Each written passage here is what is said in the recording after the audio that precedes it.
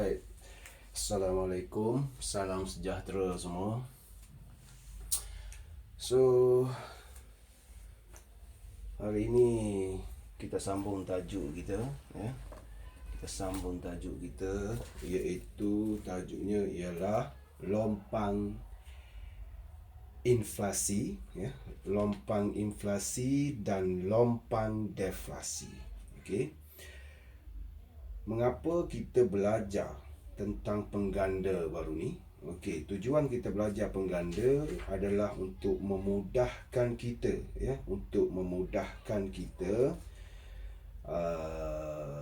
menentukan, ya, bagaimana lompang inflasi dan lompang deflasi dapat ditutup.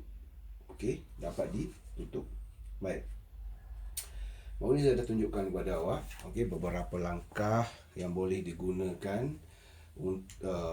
iaitu dasar fiskal, ya. Dasar fiskal itu dasar fiskal. Okey. Dasar fiskal iaitu dasar kerajaan mempengaruhi kegiatan ekonomi, ya, dengan sama ada mengubah mengubah cukai ataupun hasil, dan yang ketiga mengubah G dan mengubah T secara serentak. Baik. Dan saya dah bagi tahu kelas yang dalam video yang lalu, dasar-dasar ini dilaksanakan yang menyebabkan wujud beberapa nama lain, iaitu dasar belanjawan ataupun dasar fiskal mengembang, dasar fiskal menguncup, dasar fiskal, dasar belanjawan kurangan, belanjawan lebihan. Awak rujuk pada video yang lalu lah. Okey. Jadi sekarang ni kita nak lihat bagaimana melalui kita kena lihat dulu apa itu lompang inflasi. Okey. Lompang inflasi. Dalam awal-awal dulu kita sudah kenal pasti, kita sudah kenal pasti beberapa konsep, iaitu konsep K and K potensi, okey, dan K and K sebenar. K and K potensi dan K and K sebenar. Jadi, ingat tak dulu, kita belajar satu gambar rajah. Kita belajar tentang satu gambar rajah yang menunjukkan, gambar rajah yang menunjukkan ini potensi, ini sebenar. Okay? Ini K and K sebenar, dan ini K and K potensi. Okay, potensi. So, perbezaan atau jarak antara K and K sebenar dengan K and K potensi adalah kita panggil dia sebagai jurang K and K. Okay, jurang K and K. Okay. Baik. Contoh, pada kita lihat pada situasi yang pertama ini, kita dapati K and K potensi lebih besar daripada K and K sebenar. Okay? Lebih besar daripada K and K sebenar. Dan ini menyebabkan wujudnya masalah kemelesetan, kemelesetan ekonomi. Ini menyebabkan wujudnya masalah kemelesetan ekonomi. Baik. Ataupun nama lainnya ialah deflasi. Deflasi. Baik. Situasi yang kedua ni pula menunjukkan keadaan yang sebaliknya. Yang menunjukkan keadaan yang sebaliknya. iaitu keadaan yang sebaliknya, ya, iaitu keadaan di mana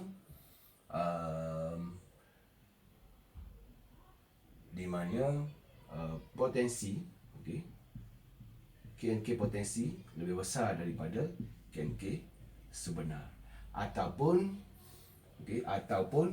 kita boleh sebut KNK sebenar lebih kecil daripada KNK potensi.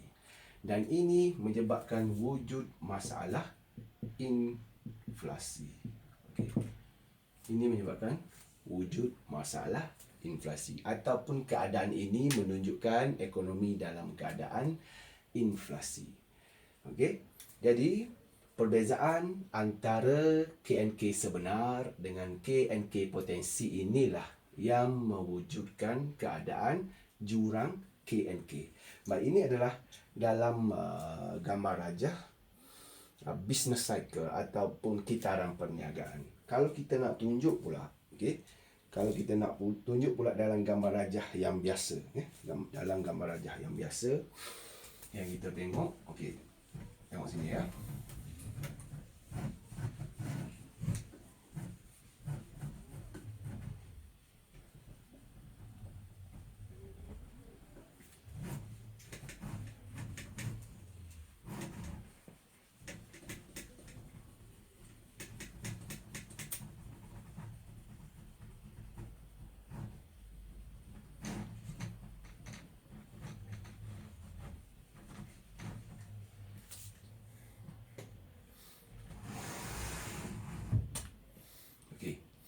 Kalau kita tunjuk dalam gambar rajah yang biasa yang kita belajar sebelum ini, iaitu ini adalah garisan 45 darjah, iaitu pada tingkat Y sama dengan AE, dan ini adalah KNK yang KNK pula AE, ya.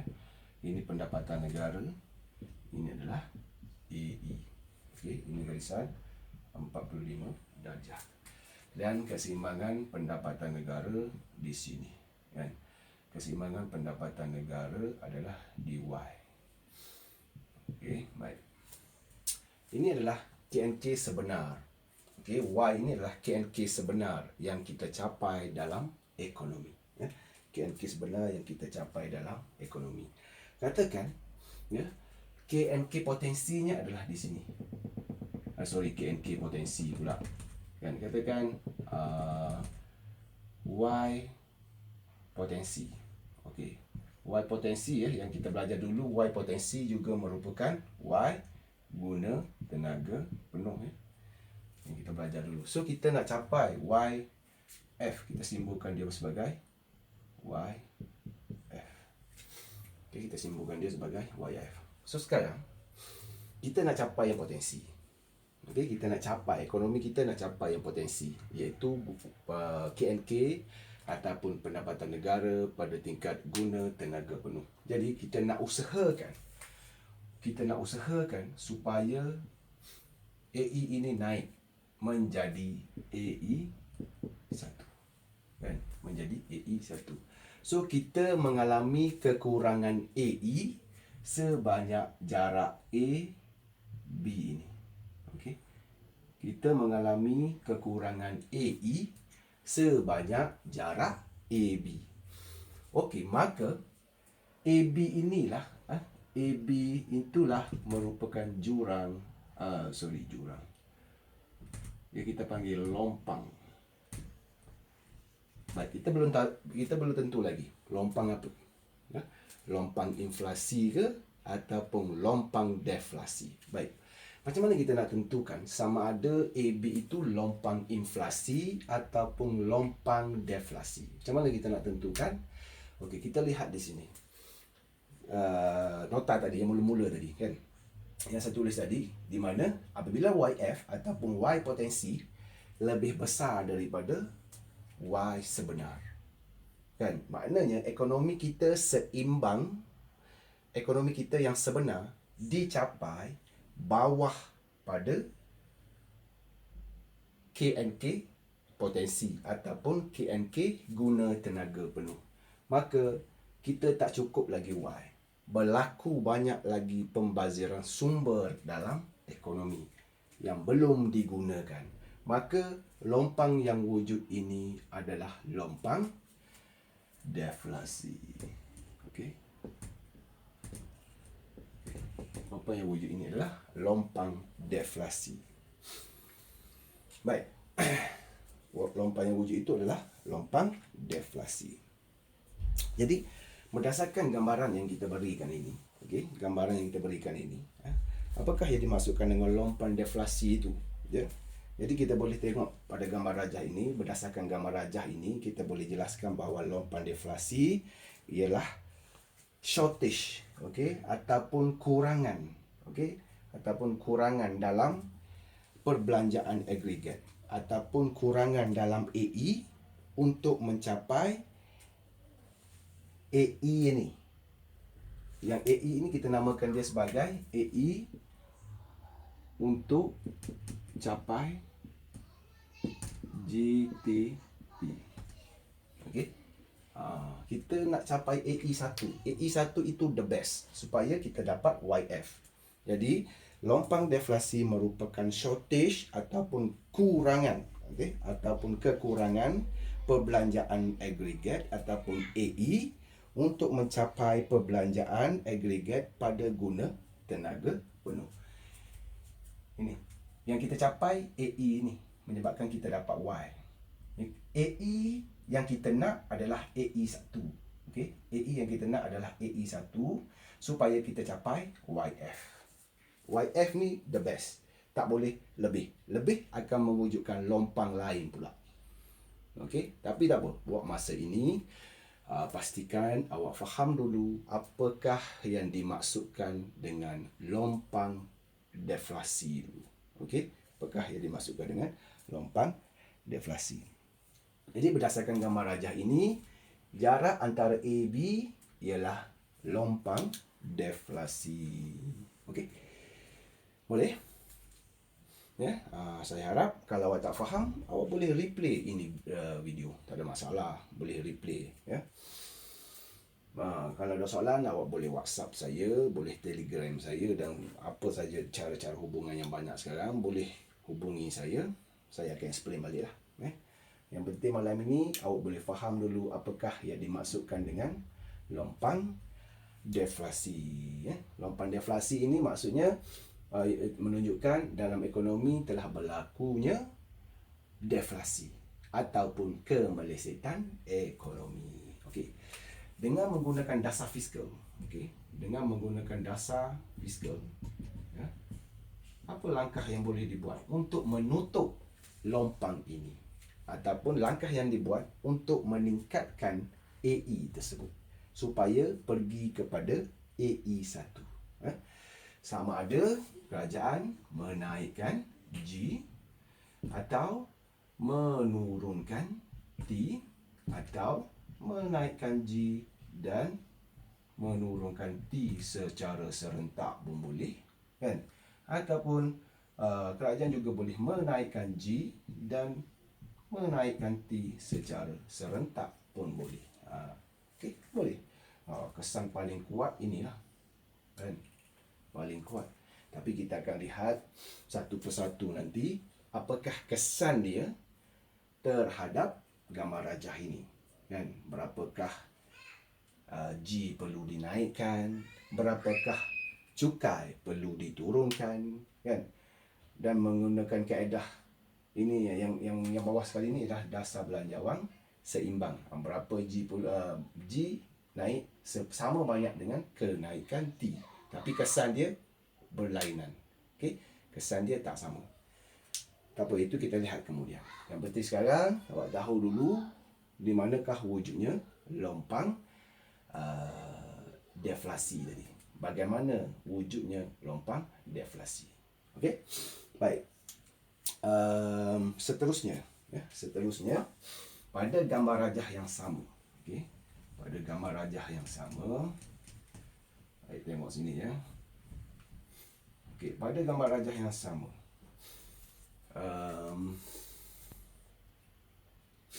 Jika sebaliknya pula, abaikan yang tadi. Okey, jika Katakan ini adalah AE2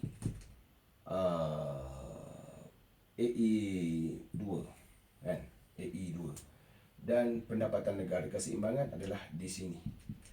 Kita sebaliknya, yang tadi abaikan, yang tadi lupakan. Sekarang YF-nya berada sebelum Y sebenar.